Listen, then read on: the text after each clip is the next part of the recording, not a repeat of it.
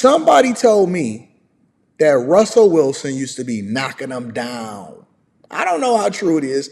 I'm just telling you, I've heard from multiple different sources that Russell Wilson was supposed to be that guy, walking out in the streets and knocking them down. Let me ask y'all a question before we continue into the show.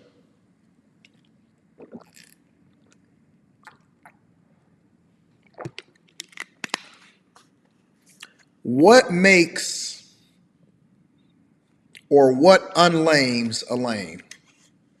And I'm using that loosely because I want this to extend beyond a lame. What unnerds a nerd?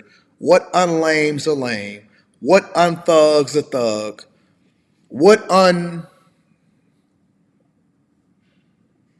You get the point.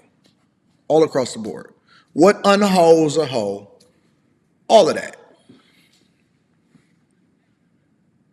What unlames a lame? What unnerds a nerd? What's up to everybody in the chat? I appreciate you. What unhoes a hoe? What undoes what is? And the reason that I ask that question is if it's true that Russell Wilson was knocking him down, does that give him any more insight into how it is that he's supposed to be operating when it comes to identifying who it is that he's supposed to marry?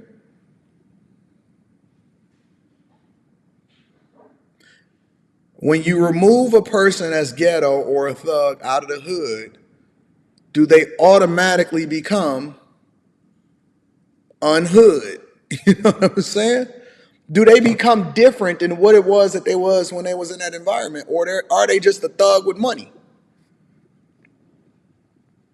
When a woman that used to be for the streets, that was getting knocked down wherever it was that she was from, let's say she was out there hanging out with Slimmy in Cleveland. Shout out to Slimmy in the trap.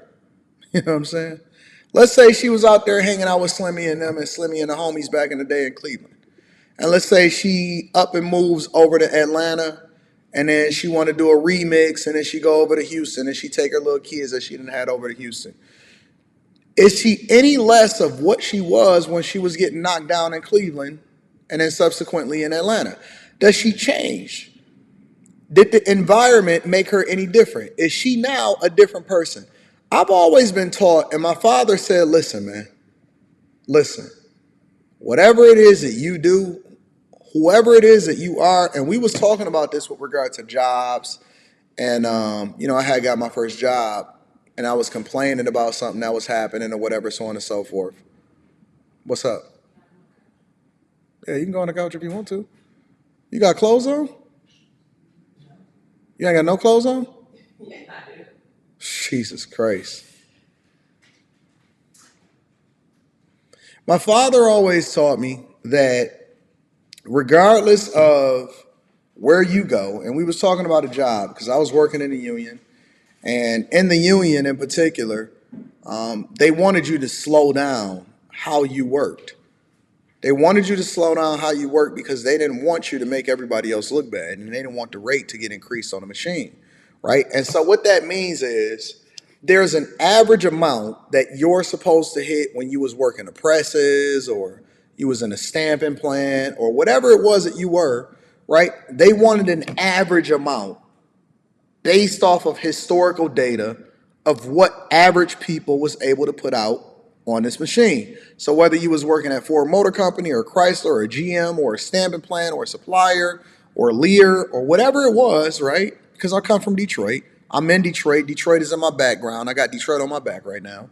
There was an average amount that you were supposed to put out in the plant or whatever it is that you did, right? And if you did less than average, that was okay. Because guess what? You was still in the union, right? So the union will protect you and you did the best that you can possibly do. And if they wanted somebody else to get on the machine to try to hit whatever that average amount, whether it was 50 parts per hour or per minute or whatever it was, right? That was the average amount. And so all of the workers, if you were a really, really good employee, right? And you was getting paid your money and you came in and you was a new guy, you was, excited to do your job, what would happen is they would watch you. The people that was around you, the union members, the other people that was a part of it, they would come in and they would watch you. And they would watch you because they wanted to make sure that you was a part of the team. Same thing that we do in the black community, same thing that we do in black culture. See, the union was established in order to make sure that management and the company didn't take advantage of the worker, and so it gave them collective bargaining power in order to get something that was basic, right? Bring you up to the minimum standards. We want bathrooms that's clean.